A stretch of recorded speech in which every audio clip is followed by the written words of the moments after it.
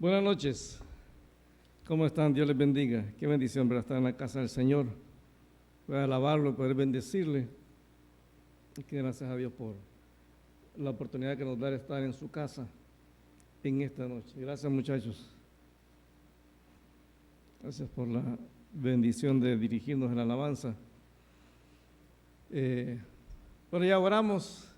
Ya pedimos al Señor por este tiempo y damos gracias al Señor por la palabra también que vamos a estudiar en este momento. Recuerden que el domingo estamos aquí a las 12 para tener este tiempo de alabanza y de predicación. Así es que los jóvenes ya están reunidos también, así es que oremos por ellos porque hay muchos planes que los chicos tienen. Oremos para que todo se lleve a cabo y que el nombre del Señor sea glorificado. Vamos a ir al libro de Apocalipsis capítulo 3, por favor. Apocalipsis capítulo 3, estamos estudiando la iglesia de la Odisea. Esta es la última de las 7 iglesias de las que se habla aquí en Apocalipsis capítulo 3. La iglesia de la Odisea yo creo que es una de las iglesias más conocidas, que es una de las iglesias a las que Dios reclama, que realmente las obras que la iglesia hacía demostraban que eran gente tibia, gente que no era ni fría ni caliente, que había mucha discusión en cuanto a qué significa eso, pero al final de cuentas lo que sí nos muestra el texto bíblico y que es claro, es que la iglesia tenía una ambigüedad en su vida espiritual y eso lo ponía en una situación crítica, porque la iglesia pensaba que estaba bien. De hecho, ahí en el versículo 17 nos dice la razón de la tibieza de la iglesia y dice, por cuanto tú dices, o sea, eso es lo que la iglesia pensaba, lo que la iglesia manifestaba como tal. Dice, porque tú dices, yo soy rico. O sea, está hablando de que la iglesia tenía cierta capacidad económica, una iglesia pudiente. No sabemos qué tan grande era la iglesia en cuestión de membresía, pero parece que era una iglesia que tenía mucho recurso económico. Y me he enriquecido, o sea, está hablando de personas que tenían el recurso económico para poder hacer lo que quisieran. Y de ninguna cosa tengo necesidad. Entonces lo que había pasado en la iglesia, que había caído en una comodidad económica. Y lastimosamente muchas veces pasa en nosotros lo mismo, que hay gente que piensa que porque le va bien a los negocios, están bien con el Señor. Y no necesariamente una cosa tiene que ver con otra. Cuando usted va, por ejemplo, al Salmo 73, dice que ahí veía el salmista a los impíos que estaban prosperando y el salmista sentía como envidia de que ellos estaban prosperando. Entonces no es porque eran gente santa que estaban prosperando, eran gente impía. Entonces a veces en la iglesia pasa lo mismo. Hay gente que piensa que porque están teniendo éxito en los negocios o han tenido, por ejemplo, éxito en los estudios, piensa que realmente es bendición de Dios y que todo en lo espiritual está bien. Entonces Dios confronta a esta iglesia de que lo que ellos piensan realmente no es así. Ya en el versículo 17, en la mitad, dice, y no sabes que tú eres un desventurado, miserable, pobre, ciego y desnudo. Esta era la opinión realmente, esto como Dios veía realmente a la iglesia, era un lado opuesto a como la iglesia se veía a sí misma. La iglesia se veía rica, próspera, y Dios los ve como pobres, desnudos, y es interesante porque muchas veces nosotros catalogamos el éxito de una iglesia o de un cristiano dependiendo, por ejemplo, de cuántos miembros tiene una iglesia. Hay gente que piensa que eso determina que una iglesia es próspera y que eso realmente va a determinar que Dios la está bendiciendo. Yo he conocido pastores que son fieles realmente a Dios, que son gente muy comprometida a Dios, que trabajan con mucha dedicación en el ministerio, pero sus iglesias son pequeñas. Y eso no se determina realmente que es que Dios no quiera bendecir a esa iglesia. A veces hay iglesias que crecen por diferentes situaciones, pero eso no determina que la iglesia realmente esté bien con el Señor. Pero el versículo 18, que es el versículo que vamos a estudiar ahora, el Señor le da un consejo, es un llamado a la iglesia, y aquí en este momento Dios empieza a darle un consejo.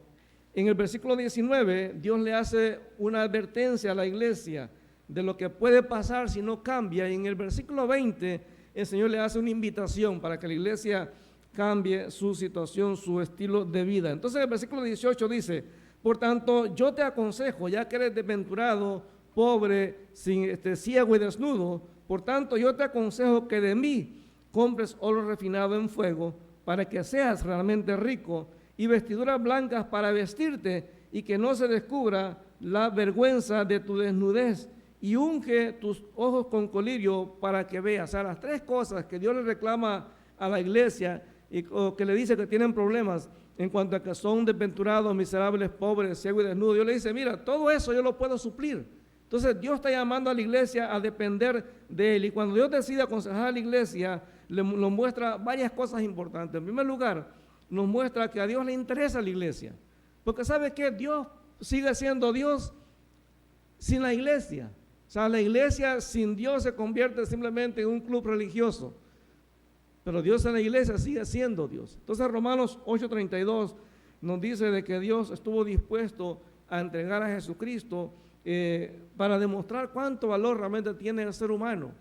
Jesucristo decía que Él no vino a buscar a los sanos, sino a los enfermos. La gente que no se merecía la salvación, que entendía que no tenía ninguna capacidad para ganarse la salvación, esa gente es la que Dios vino a buscar. También una de las cosas que el Señor nos muestra cuando insiste a la iglesia de que cambie, es que Dios realmente quiere eso, que cambiemos, que dejemos que el Espíritu Santo haga la obra en nuestra vida, tal como lo dice Filipenses capítulo 1, versículo 6, que le comenzó la buena obra en nosotros, la perfeccionará hasta el día de Jesucristo. O sea, Dios quiere que dejemos que el Espíritu Santo haga la obra diaria en nuestra vida, pero al mismo tiempo que seamos responsables y que hagamos nuestra parte.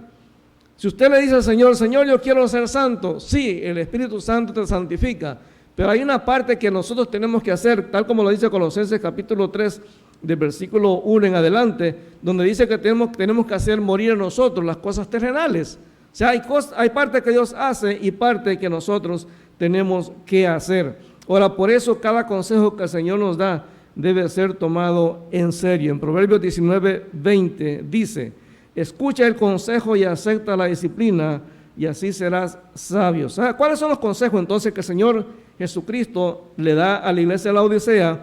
Y en segundo lugar nos la da a nosotros también. La primera cosa que Dios le dice es que compre oro refinado en fuego para que sea verdaderamente rico. O sea, Dios lo que le está diciendo a la iglesia acá, que no tienes que basar tu valor en lo que realmente tienes en lo material. Lo material hoy está y mañana no. En muchos países la gente ha experimentado el cambio en las monedas. Ha habido países como México, como Argentina, que han sufrido el cambio en la moneda y se va la moneda de un día para otro, ya no vale nada. Y en varios países ha pasado eso, el colapso. Ahora están hablando de que Estados Unidos posiblemente la inflación que está ahorita va a subir casi el 5% de la inflación en Estados Unidos, y eso va a afectar a todos los países. Si suben los productos en Estados Unidos, van a subir en los demás países, y nuestros países van a subir realmente más el golpe realmente de esa situación. Ahora, la iglesia de la Odisea era rica materialmente, y eso había influido en su tibieza espiritual. Por eso les aconseja que compren de su oro refinado o purificado por el fuego para que se enriquezcan. Es decir, deben de acudir al que realmente es rico. Recuérdense, toda riqueza pertenece al Señor. Las riquezas que nosotros tenemos aquí en la tierra, la Biblia nos enseña que son temporales, no duran para siempre. No duran para siempre. Usted se compra, por ejemplo, un carro del año. Usted dice, bueno, qué chévere, tengo mi carro del año. Pero ese carro no va a ser eterno. Se va a ir depreciando. Hay un momento en que empiezan los achaques al carro, empieza ya el motor a fallar, la transmisión, y empieza todo a fallarle. A mí ya me dijeron que mi carro ya tengo que tener cuidado, que ya no lo puedo acelerar mucho porque me puede partir a la mitad. O sea, todo se acaba, hermano, el dinero se acaba. Usted puede ir con $10,000 a nuestros países, y mire, yo me acuerdo que una persona me dijo en el aeropuerto que había decidido nunca volver a ir a su país, porque había pasado años de que no había ido y se le ocurre ir, y en la calle lo asaltaron, le quitaron todo, lo dejaron en calzoncillo, y se dio cuenta que las cosas materiales nadie las tiene seguras. Hoy las tiene y mañana no. Nadie sabe realmente. Las cosas materiales son temporales, son frágiles, como dice Mateo 6, 19 al 21. Búsquelo conmigo, por favor, Mateo capítulo 6. Mateo 6 nos enseña que las cosas no solamente son temporales, las cosas materiales son temporales, son también frágiles, se destruyen de una manera fácil, de una manera sin mucho esfuerzo. Entonces Mateo capítulo 6, Versículo 19. Dice, no hagan tesoros en la tierra, donde la polilla y el orín corrompen, y donde ladrones minan y hurtan. Sino haceos tesoros en el cielo, donde ni la polilla ni el orín corrompen, y donde ladrones no minan ni hurtan. Porque donde esté vuestro tesoro, ahí estará también vuestro corazón. ¿Usted se ha preguntado por qué la Biblia nos manda que hagamos tesoros en el cielo? ¿Será que Dios lo que quiere es que ahorremos para cuando estemos ahí en el cielo? No sé. Posiblemente algunos cuando lleguemos al cielo no vamos a tener nada. Vamos a llegar con las manos vacías, no va a haber absolutamente ningún recurso para nosotros. Pero Dios nos enseña que tenemos que hacer tesoros en el cielo, porque eso es lo que realmente se mantiene. Y fíjense que las riquezas en sí no son malas, hermanos, y lo hemos dicho muchas veces. El problema es que muchas veces las cosas materiales o las riquezas pueden hacernos incluso bloquear mi relación con Dios. Hay gente que por tener dinero hace lo que sea, no importa. No importa, lo que sea con tal de tener dinero. Allí en Marcos 10, 21, dice la palabra, entonces Jesús mirándole, está hablando del joven rico, lo amó y le dijo, una cosa te falta, anda, vende todo lo que tienes y dalo a los pobres, y tendrás tesoro en el cielo, y ven y sígueme tomando tu cruz. Pero él, afligido por esta palabra, o sea, cuando Jesús le tocó la cuestión material, fíjese que él no se puso triste, aquí dice que se afligió. O sea, como que el momento que le tocaron la plata, ya no quiso. Es interesante que hay mucha gente que piensa ahora que la única manera de acercarse a Dios es con dinero. Pero para Dios no es tanto la cuestión del dinero, es nuestra vida. El dinero cualquiera lo puede dar, hasta un inconverso puede dar cuando es un organismo con fines no lucrativos. Pero aquí nos habla realmente de entender cuál es el lugar de Dios en nuestra vida. Versículo 23, entonces Jesús mirando alrededor dijo a sus discípulos, cuán difícilmente entrará en el reino de Dios los que tienen riquezas. Y la dificultad viene realmente porque las riquezas se vuelven el centro de todo. Ahora la Biblia nos muestra que hubo gente que tenía mucho dinero y nunca dejaron que lo material se convirtiera en lo más importante en sus vidas. Por ejemplo, Job capítulo 31, versículo 24, Job dice, nunca he confiado en las riquezas, ni he dicho al oro, en ti he depositado toda mi confianza, nunca presumí de mis riquezas, ni de todo lo que poseía. Mire, Job es el ejemplo de que un momento tú tienes y el siguiente momento ya no tienes. ¿Usted cree que Job sabía lo que estaba pasando en lo espiritual? Realmente no. Y Job al final pudo demostrarle al diablo que él no estaba amando a Dios por lo que le había dado, porque eso es el diablo lo que le dijo a Dios. Quítale todo lo que tiene y vas a ver si no te maldice. Pero a pesar de eso, Job siguió siendo fiel. Y hermano, Dios quiere que usted y yo seamos prosperados. Hay gente que se va al extremo de decir, no, esa gente que habla de la prosperidad está mal, y es cierto porque le dan tanto énfasis a lo material, pero tenemos que entender que también la Biblia sí nos enseña que Dios quiere que seamos bendecidos. Usted va conmigo a tercera de Juan, tercera carta del apóstol Juan, tercera de Juan. Estas son cartas que no mucho leemos. A lo mejor hemos leído bastante primera de Juan, pero tercera de Juan es solamente un capítulo. Tercera de Juan, y vean cómo dice acá, y es interesante porque en el versículo 2 dice, amado, yo deseo. La palabra deseo ahí tiene que ver con orar, como que Juan le está diciendo a esta persona, a Gallo, le está diciendo, mira, yo oro realmente por ti, es mi deseo y es lo que yo clamo a Dios. Dice, yo deseo, yo oro que tú seas prosperado. Y aquí, cuando habla de la prosperidad aquí, habla de prosperar en los negocios, prosperar en los proyectos que usted tiene, prosperar en los sueños que usted tiene, o sea, lograr aquellas cosas que tiene. O sea, Dios sí quiere que nuestros hijos se gradúen en una universidad buena.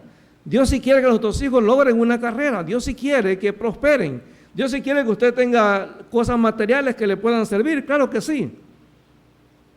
Dice, yo deseo que seas prosperado en todas las cosas y tengas salud. Fíjense que no se enfatiza solamente en lo material, porque hay gente que tiene material pero no tiene salud. Las dos cosas son importantes. Porque ¿de qué le sirve a usted tener mucho dinero si no tiene salud para disfrutarlo? Hay una película, salieron dos versiones, una versión americana y una versión francesa. En francés se llama El Intocable o Los Intocables. Y habla de un hombre multimillonario que contrata a alguien que le ayude, a un hombre moreno que le ayude. Y este hombre blanco millonario tiene todo, pero está paralítico por un accidente que tuvo. Y al final se da cuenta que con todo lo que tiene, su vida es amargada. Hay un momento que se quiere hasta suicidar porque su vida no tiene sentido. Entonces, las cosas materiales sí son importantes.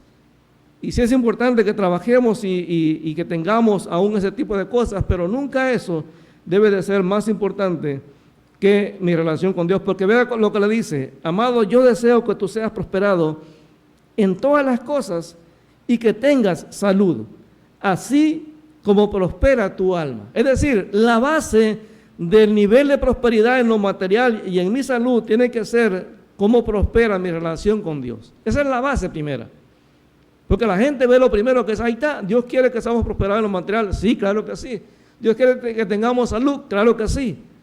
Pero el límite o el estándar es cómo está mi relación con Dios. Es decir, así como yo quiero prosperar en lo económico, así como yo quiero tener una buena salud, así yo también tengo que esforzarme por tener una buena relación con Dios.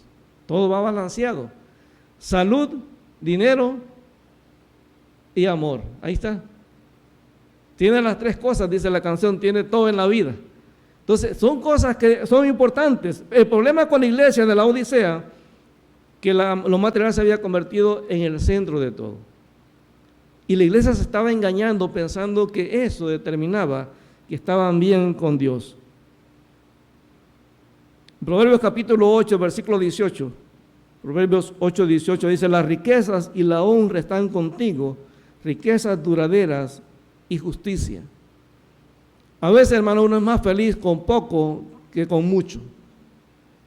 ¿Sabe que la gente que tiene mucho dinero y tiene cierto reconocimiento en la sociedad no puede ir a un lugar a comer tranquilamente?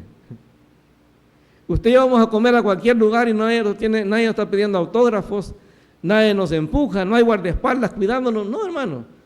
Pero hay gente esa que no puede salir a la calle sin que haya alguien cuidándote. O sea, son gente que viven con la zozobra o con el temor de que alguien les pueda hacer algo, les pueda secuestrar a los hijos o tiene que ponerle seguridad.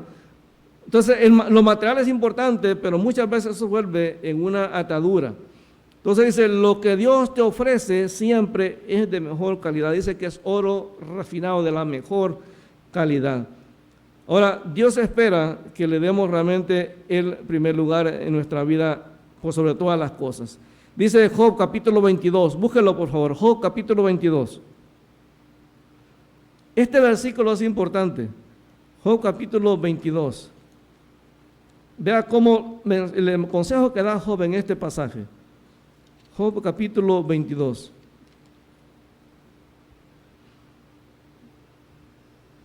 Job capítulo 22, versículo 25. Voy a leerlo primero en la Reina Valera. Dice, el Todopoderoso será tu defensa y tendrás plata en abundancia. Pero usted lee el versículo 23. Dice, si te volvieres a lo omnipotente serás edificado. Alejarás de tu tienda la aflicción.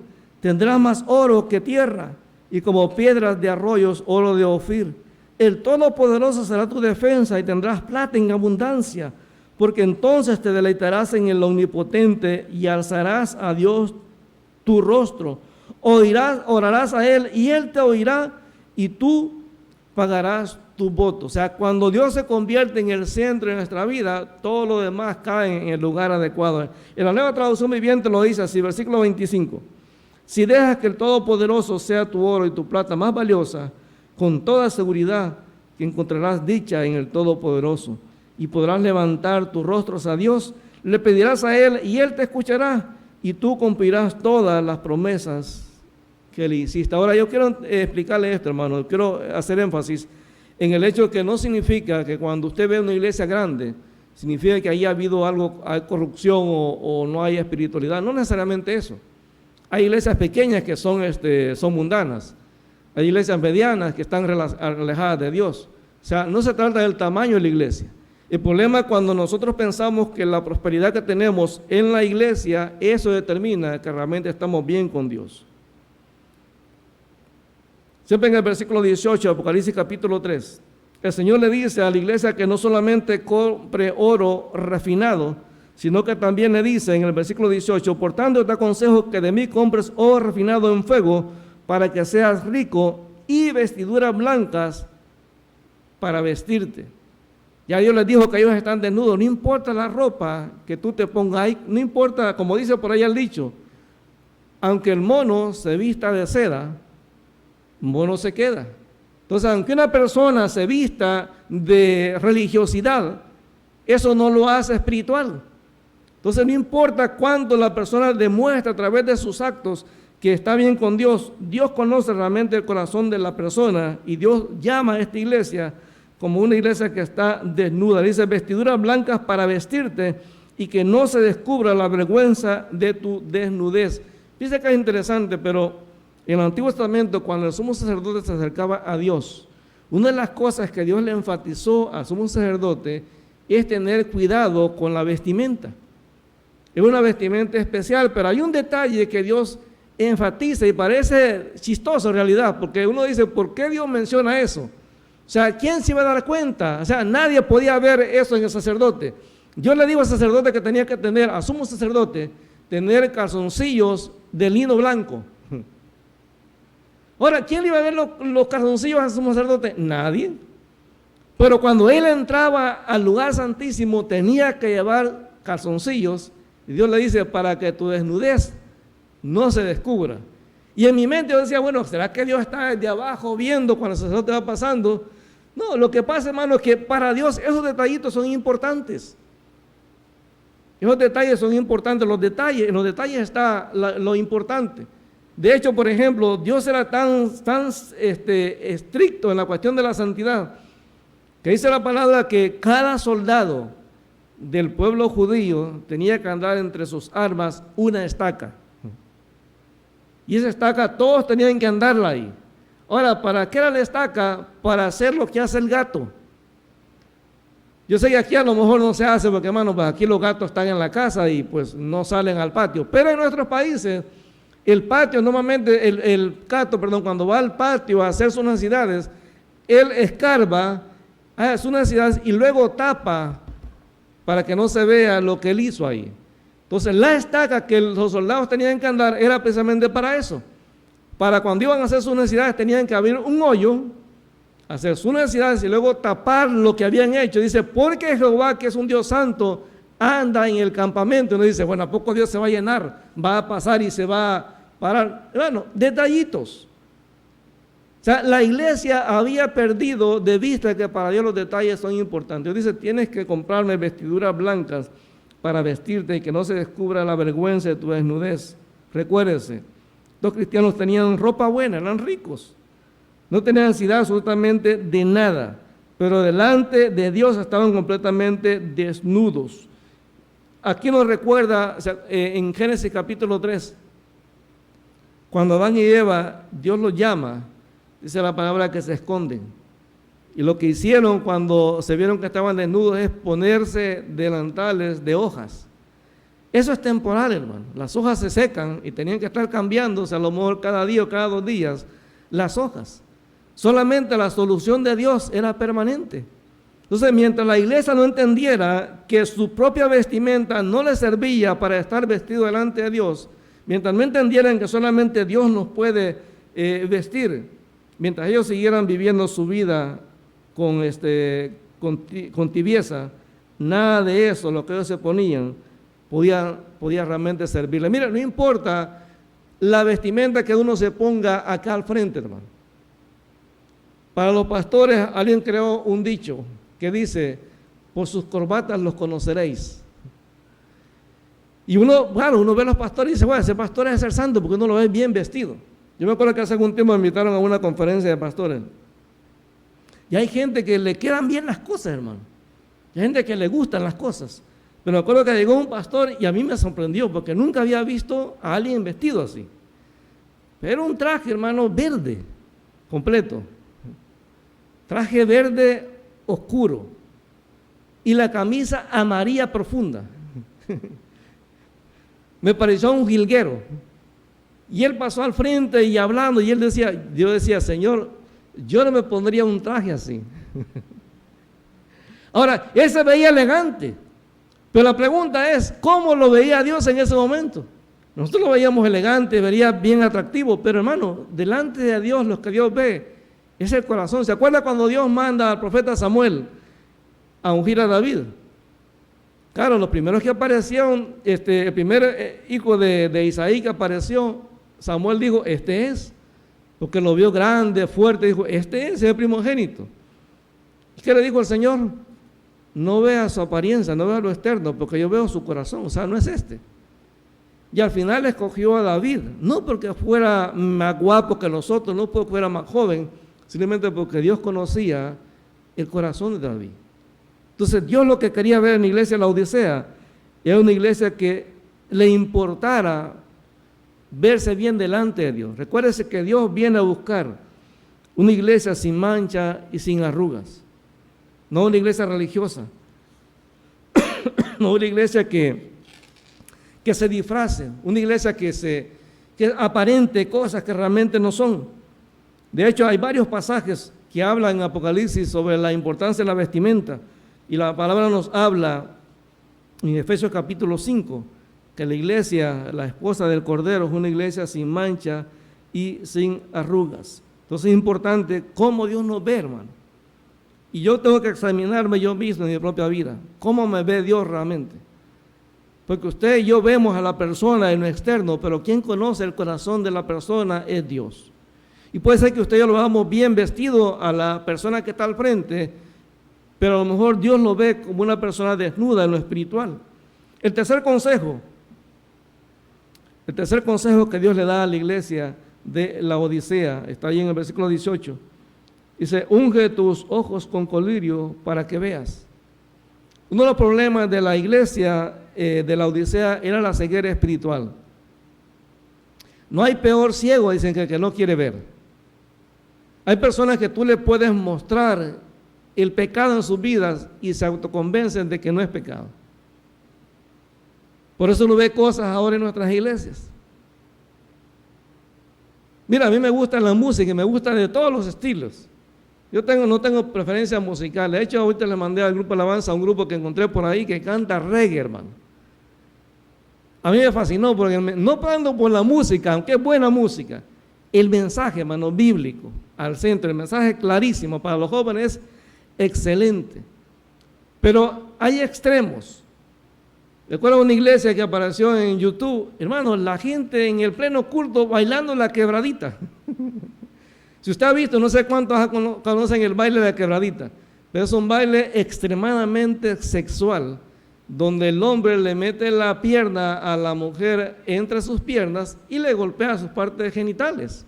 Bueno, ambos se golpean, pues. Y es un baile de salta, que salta en el mismo lugar. Entonces, es un baile muy sexual. Entonces, en la iglesia, en pleno culto, los hermanitos están bailando, pues, la quebradita. Y la gente feliz. Y al final después pasa el invitado que tenían y se quita la camisa.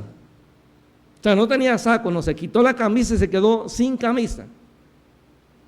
Y dijo, la mujer que quiera tener hijos, que pase aquí al frente y yo la voy a bendecir ahorita. Mire, hermano, era increíble la cantidad de mujeres al frente. ¿Y saben lo que le hizo? Se bajó y empezó a darles con la camisa.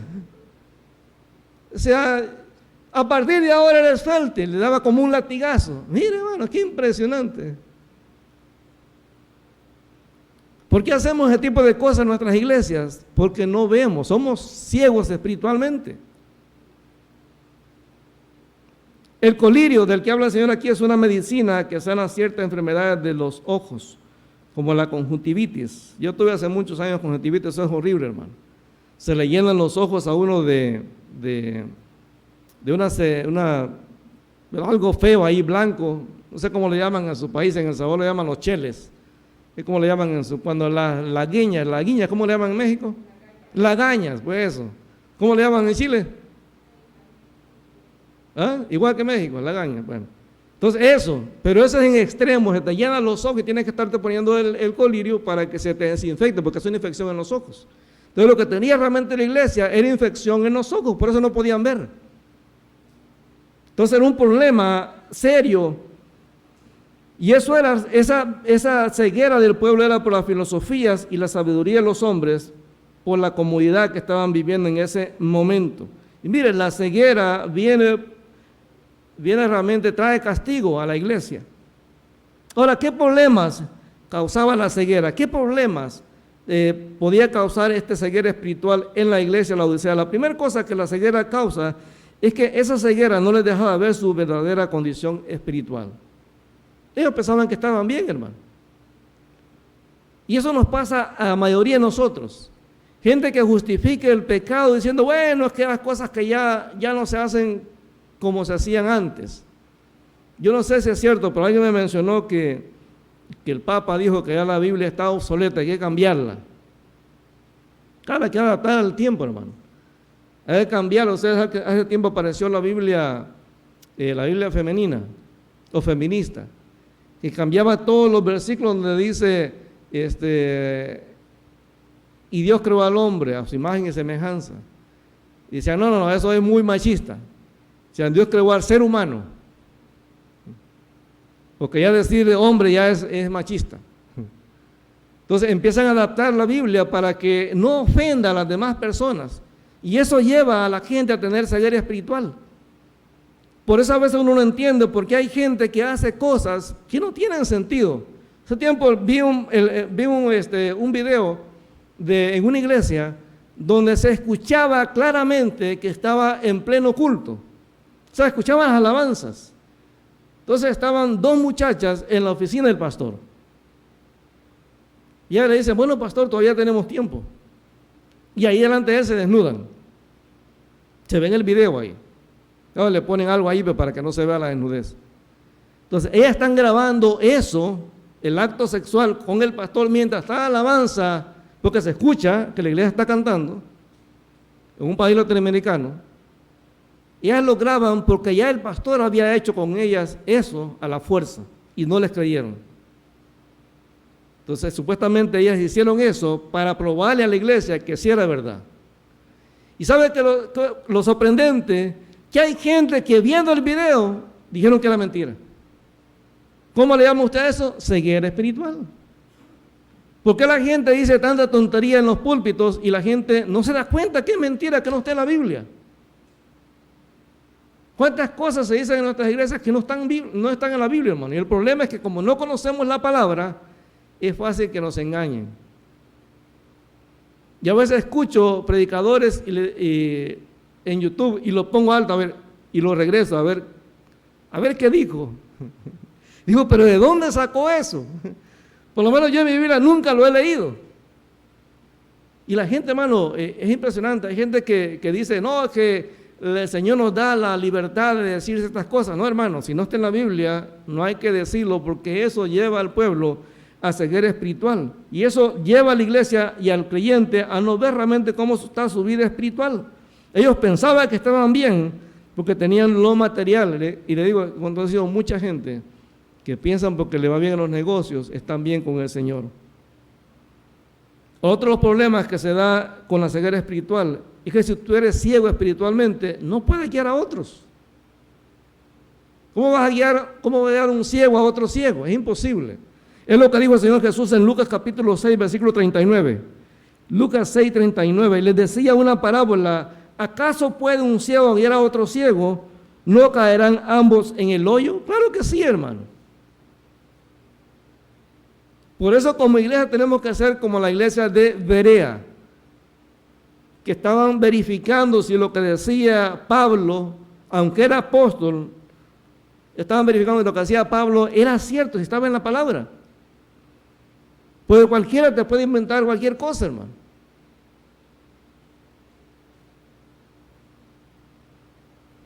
Otro de los problemas de la ceguera es que no se puede producir fruto para Dios. Es imposible. Una persona ciega piensa que está bien con Dios, entonces no se esfuerza por producir fruto. Mira lo que dice Segunda de Pedro.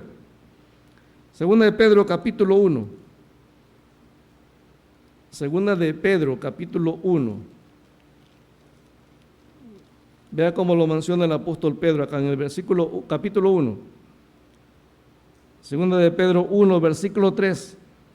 Dice, como todas las cosas que pertenecen a la vida y a la piedad nos han sido dadas por su divino poder, o sea, las recibimos de parte de Dios, mediante el conocimiento de aquel que nos llamó por su gloria y excelencia, por medio de las cuales nos ha dado preciosas y grandísimas promesas, para que por ellas llegásemos a ser participantes de la naturaleza divina, habiendo huido de la corrupción que hay en el mundo a causa de la concupiscencia. Vosotros también, poniendo toda diligencia por esto mismo, añadid a vuestra fe virtud, a la virtud conocimiento, a conocimiento dominio propio, y al dominio propio paciencia, y a la paciencia piedad, y a la piedad afecto fraternal, y al afecto fraternal amor. Porque si estas cosas están en ustedes y abundan, no les dejarán estar ociosos ni sin fruto en cuanto al conocimiento de nuestro Señor Jesucristo. Pero el que no tiene estas cosas, tiene la vista muy corta, es ciego, habiendo olvidado la purificación de sus antiguos pecados.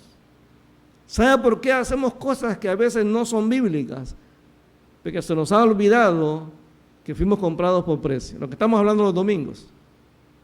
Se nos olvida que ahora pertenecemos a Dios. A veces como iglesia se nos ha inculcado la enseñanza que nosotros tenemos el derecho de exigirle a Dios. Bueno, Dios no es un político, que nosotros lo pusimos ahí por votación. No fue Él el que nos escogió.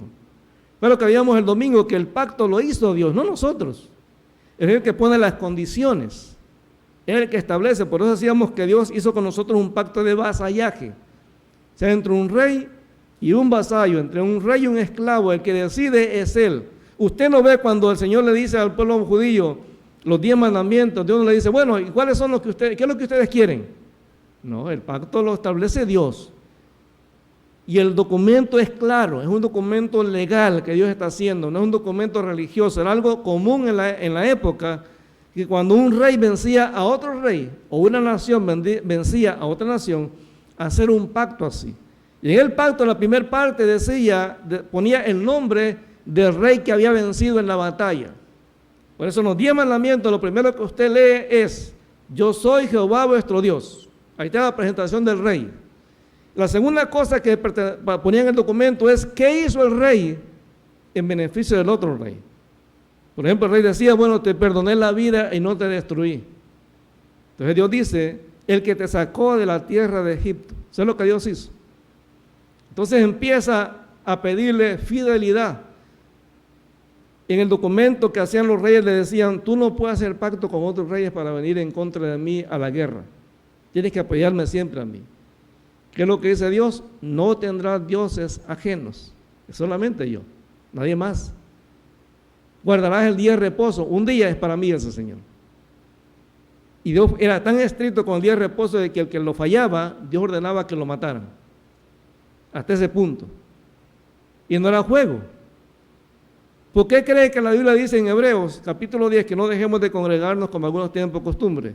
Lee el versículo y vea realmente que la Biblia apoya que no congregarse es pecado. Ahí lo dice. Después de que dice, no dejando de congregarse como algunos tienen por costumbre, tanto como ven que el día se acerca, dice, porque si pecáramos voluntariamente.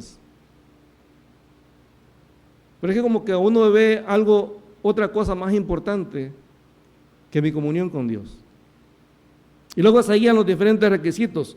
Dios le dice al pueblo, honra a tu padre y a tu madre. Es una orden del pacto. No adulterarás, no matarás, no darás falso testimonio. Ahí está, hermano. Son los reglamentos que Dios estableció. En ninguna parte Dios le dice al pueblo, bueno, díganme qué es lo que ustedes quieren, pues, que yo haga. ¿Qué parte?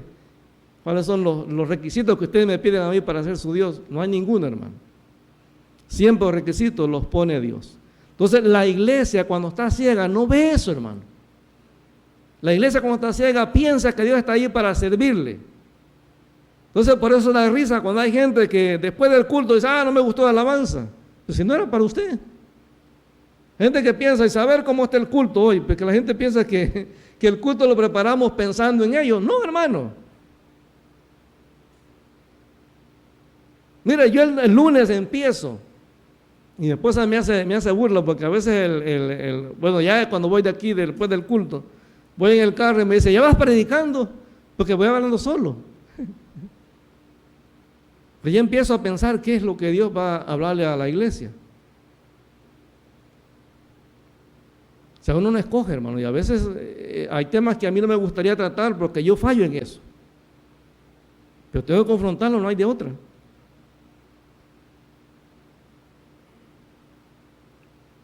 Cuando somos ciegos espiritualmente, otro de los problemas que se da es que no puedes ver cuando estás en peligro. El libro de Proverbios nos advierte mucho de la mujer adúltera, de la ramera.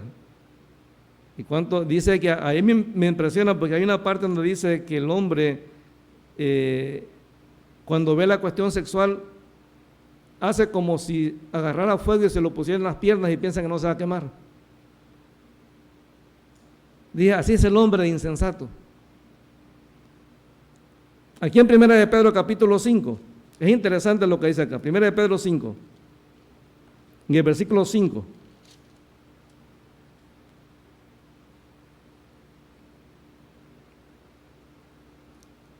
Primera de Pedro 5, versículo 5. 5:5.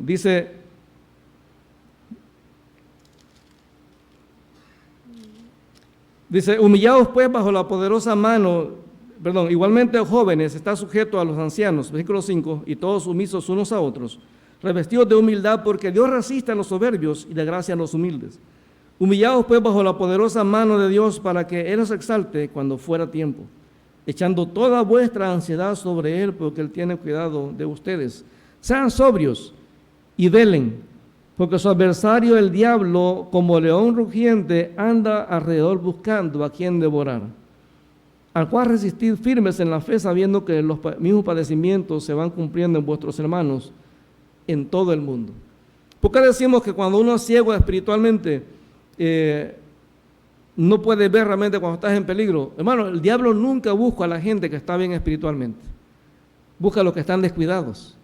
Dice que él anda buscando a quien devorar. O sea, él no viene de frente, él viene al que está descuidado. Cuando usted ve las películas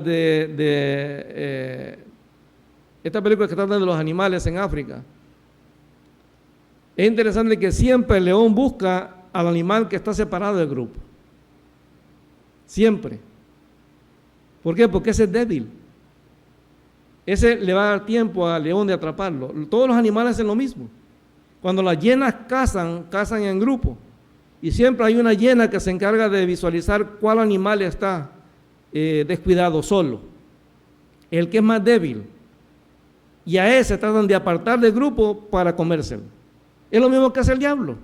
Al cristiano que dice, no, yo estoy bien. Aunque esté en pecado, a ese lo agarra rápido Satanás. Dice, no, pues este no tiene compromiso con la iglesia, no tiene compromiso con el Señor, esta persona no sirve, esta persona cree que su propio evangelio, la manera de ver el evangelio es su manera correcta, entonces es fácil de agarrarlo. Por eso hay pasajes en la Biblia que ya son obsoletos para algunas personas, porque dicen ya eso pasó de moda y ahora estamos en otro tiempo. Entonces el diablo es fácil de convencer a las personas porque son ciegas espiritualmente. Cuando somos ciegos espiritualmente no podemos ver cómo estamos realmente en lo espiritual. ¿Se acuerdan de lo que estamos hablando hace algunos domingos? Sobre ver mi figura en el espejo de la palabra y luego olvidarme cómo era. O sea, es un chiste el que está haciendo, realmente una burla que está haciendo Santiago. O sea, porque ninguno de nosotros se para en el espejo y luego se le olvida cómo era nuestra cara. Claro que nos acordamos. Pero el problema es que a veces nos vemos a la luz de la palabra y después que salimos del culto se nos olvida realmente lo que nos mostró la palabra. Entonces, cuando somos ciegos espiritualmente, tanto en lo personal como iglesia, no podemos darnos cuenta cuando la palabra nos confronta con algo. ¿Sabe qué? Yo he visto, aún aquí en nuestra iglesia, me acuerdo que un domingo yo no estaba predicando, había otro hermano que habíamos invitado a predicar y el hermano estaba, no me recuerdo realmente de qué estaba predicando, pero yo me acuerdo que había una hermana específicamente que cuando el hermano decía algo, ella decía no estoy de acuerdo. Y claro, los que estaban a la par escuchaban, porque lo que ella decía, la gente decía, ¿por qué dices eso? No puede ser.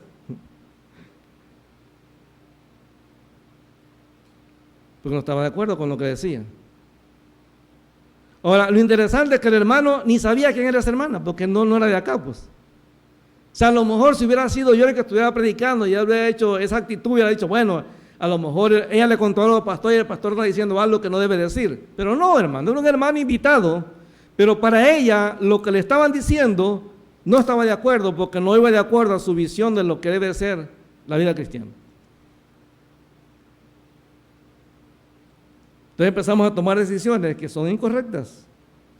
Por eso Santiago aquí lo dice en el capítulo 1, versículo 22, pero sean hacedores de la palabra, no tan solo oidores, engañándose a ustedes mismos, porque si alguno es oidor de la palabra, pero no hacedor de ella, este es semejante al hombre que considera en un espejo su rostro natural, porque él se considera a sí mismo y se va, y luego olvida cómo era.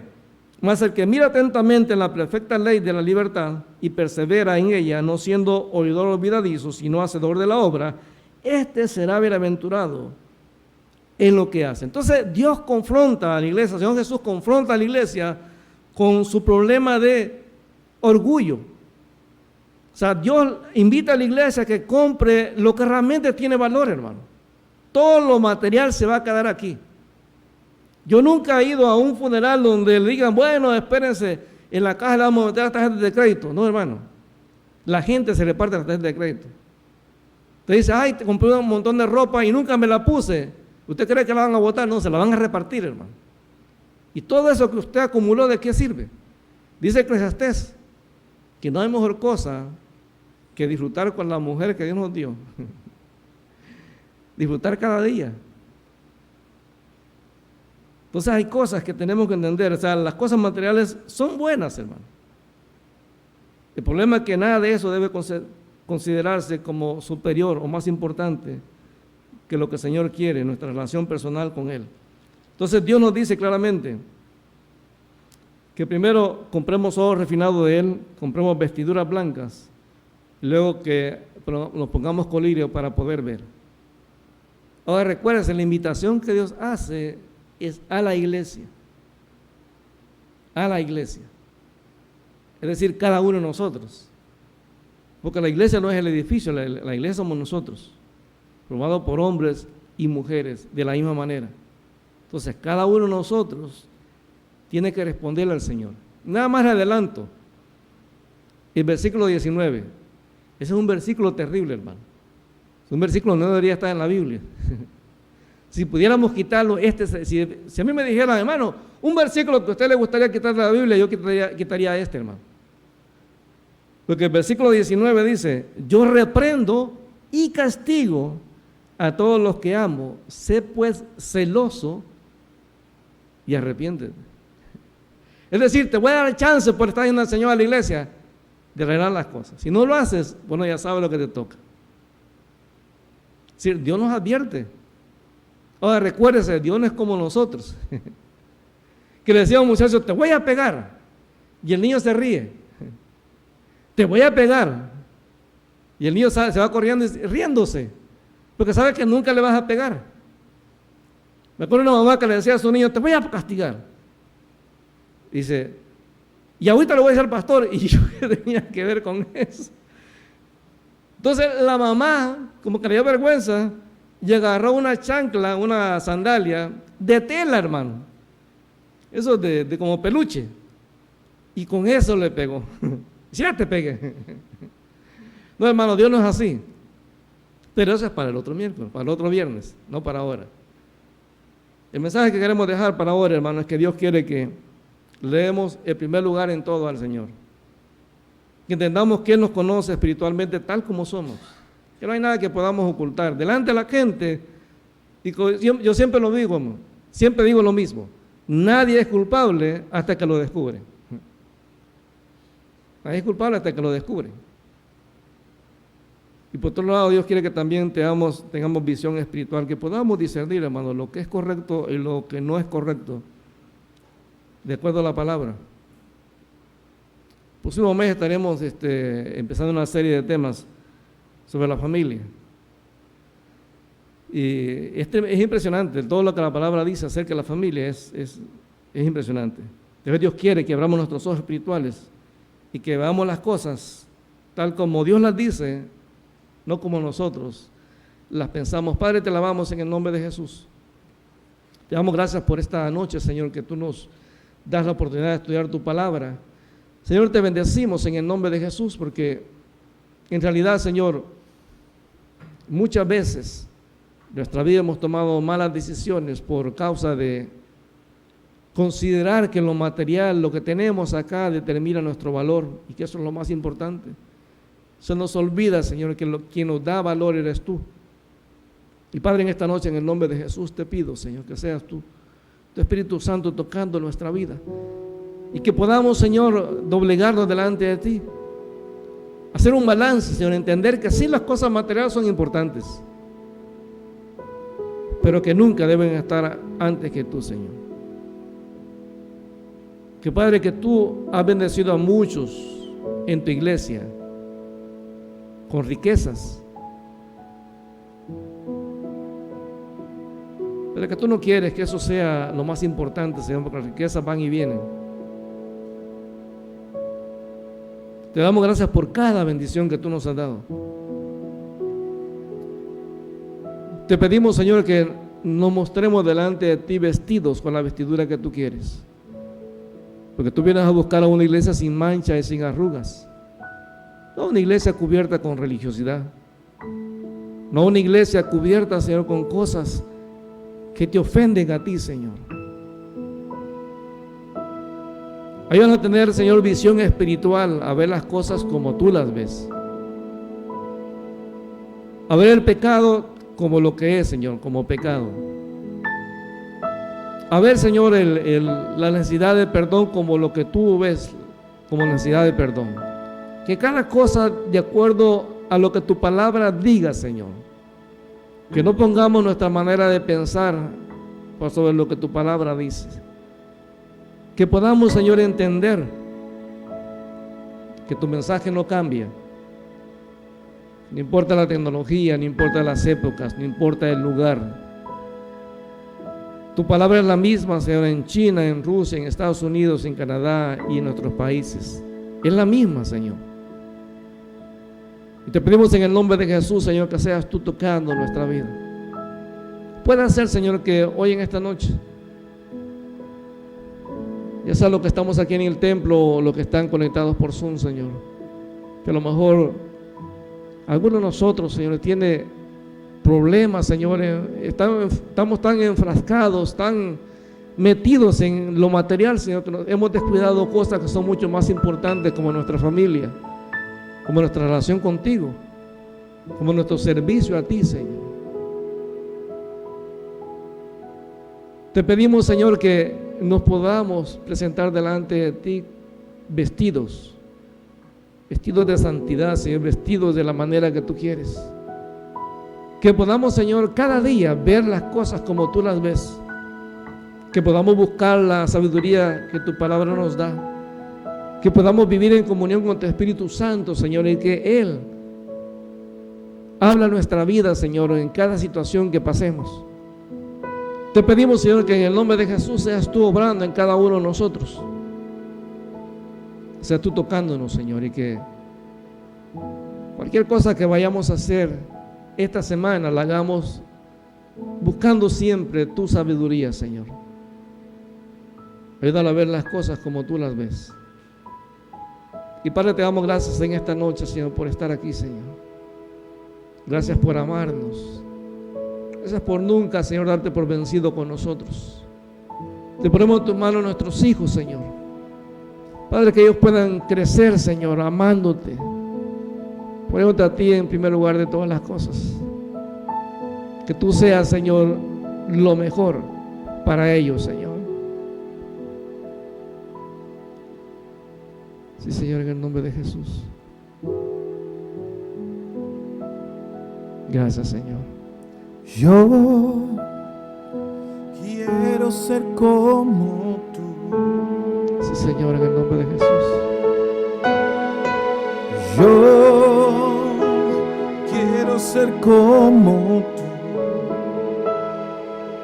Sí, Señor.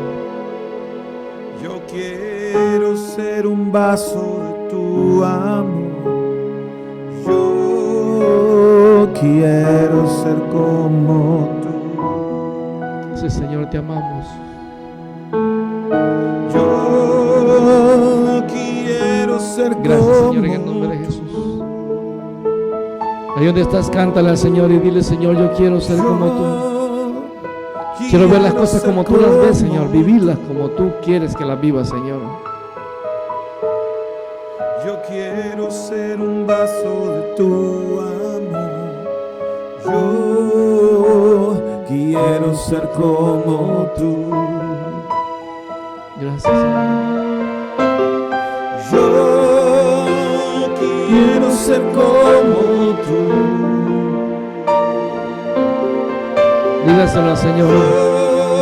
Yo quiero ser como tú, ser Señor. como tú. Gracias, Señor. Yo Quiero ser un vaso de tu amor. Yo quiero ser como tú. Yo quiero ser como tú. Sí, Señor, queremos ser como tú. Yo quiero ser como tú. Yo quiero ser un vaso de tu amor. Yo quiero ser como tú. Gracias, Señor. Yo Gracias, Señor, en el nombre de Jesús. quiero ser como tú. Padre, que tu Espíritu Santo, Señor, lleve tu palabra a nuestra vida, Señor, y que nos la recuerde a cada momento, Señor, que podamos tomar decisiones para honrarte a ti, Señor, en todo lo que hagamos. Te damos gracias en el nombre de Jesús por esta noche, Señor, porque sabemos que eres tú el que habla, Señor. Te pedimos que seas tú el que haga la obra en nuestras vidas, pero que también que nosotros seamos responsables, Señor, de aquello que tú nos has mandado a hacer. Te damos gracias en el nombre de Jesús por esta noche, Señor, que podemos estar acá, Señor, y podemos estar en tu presencia. Gracias, Señor, en el nombre de Jesús. Toma tu control de nuestra vida, Señor. Recibe tú la honra, la gloria en todo lo que hagamos, Señor. Y cada cosa que hagamos, Señor, nos preguntemos antes si realmente eso te honra a ti, Señor, o no. Gracias, Señor, en el nombre de Jesús. Gracias, Señor, por estar aquí, Señor. Gracias, Señor. Gracias, Señor, en el nombre de Jesús. Gracias, mi Señor. Gracias, Señor. Jesús. Gracias, Señor, en el nombre de Jesús.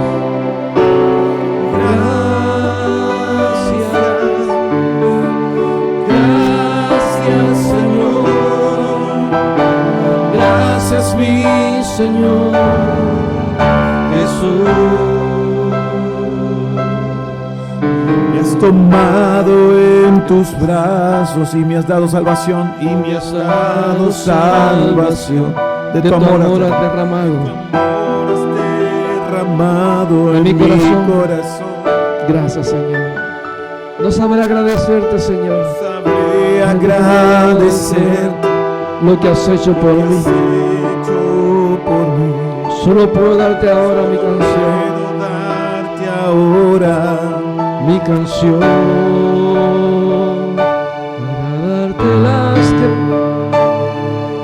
Para darte las gracias. Gracias, Señor. Gracias, mi Señor.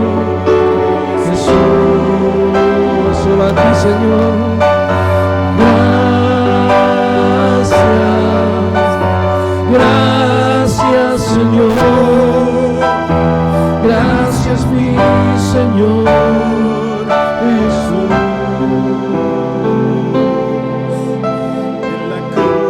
diste tu vida, te entregaste todo ahí, Señor. diste todo ahí. Vida eterna regalaste. Vida eterna regalaste al morir. Por tu sangre tengo entrada Por tu sangre tengo entrada ante el trono ante el celestial. trono celestial. Puedo entrar confiadamente, Señor, Entrar confiadamente ante ti. Gracias, Señor.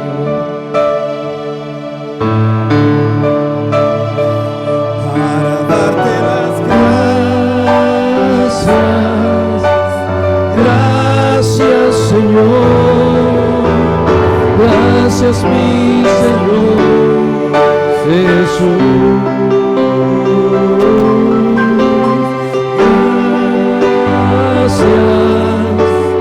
Gracias, Señor. Gracias, mi Señor Jesús.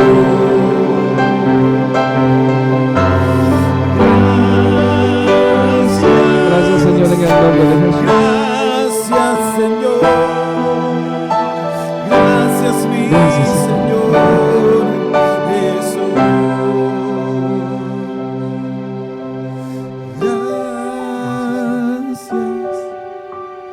Gracias, Señor. Gracias, mi Señor Jesús.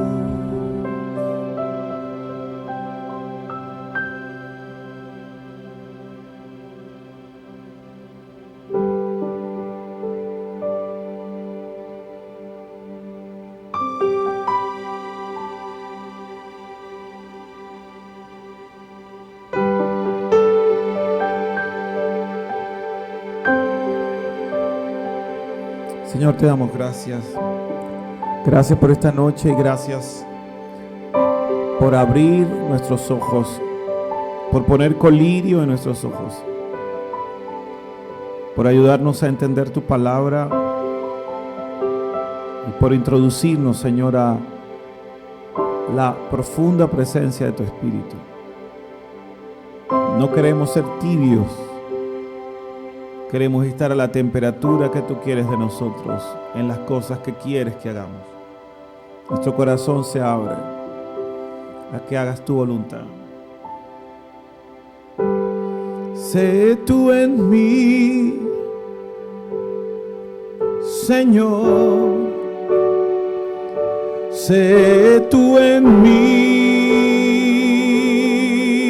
Señor. Si tu condición para poder servirte es negarme yo para que seas tú, Señor, sé tú en mí, sé tú en mí, Señor. Sé tú en mí, Señor. Si tu condición para poder servirte es negarme yo para que seas tú, Señor, sé tú en mí.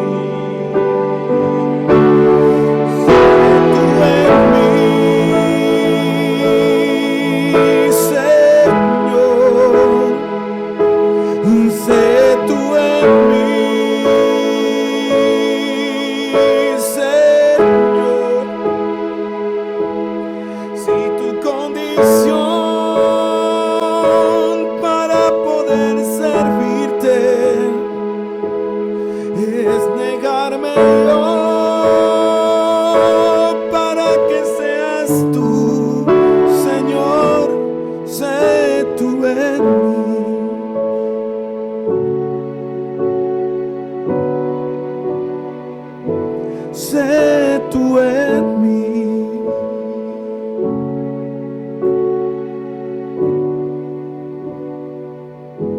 Sé tú en mí.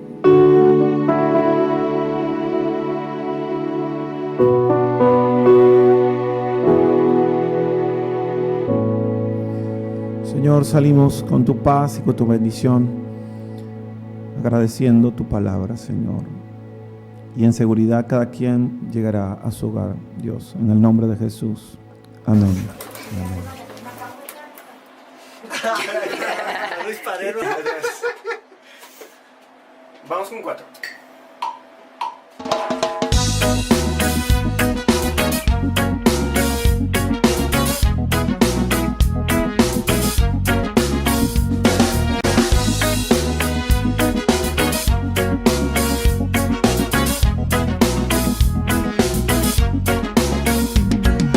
Pronto volverá él por su pueblo, oh, y todos verán que él es el verdadero. Jesus Christ, Jesus Christ, Jesus Christ, el verdadero Dios.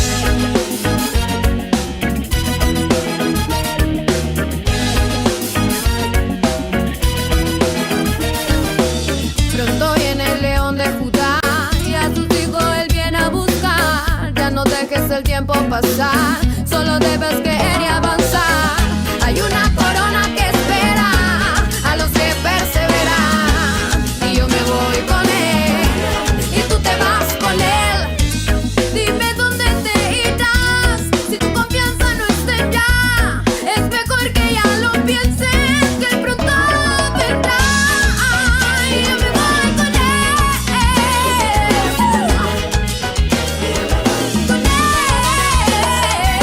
Pronto volverá él por su pueblo, oh, y todos verán que él es el verdadero.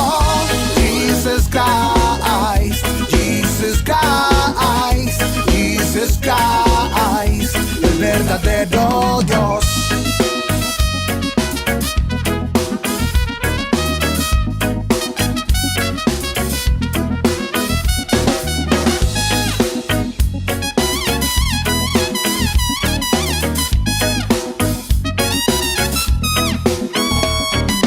Pronto volverá él por su pueblo, oh, y todos verán que él es el verdadero.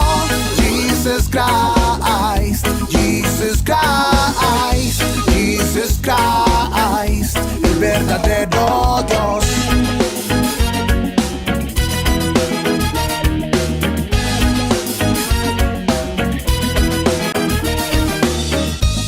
y todos sabrán que él es El verdadero Dios, el que cree se irá con él. Todo ojo le verá el verdadero Dios, y todos confesarán. verdadero. Pronto volverá él por su pueblo, oh, y todos verán que él es el verdadero. Jesus Christ, Jesus Christ, Jesus Christ, el verdadero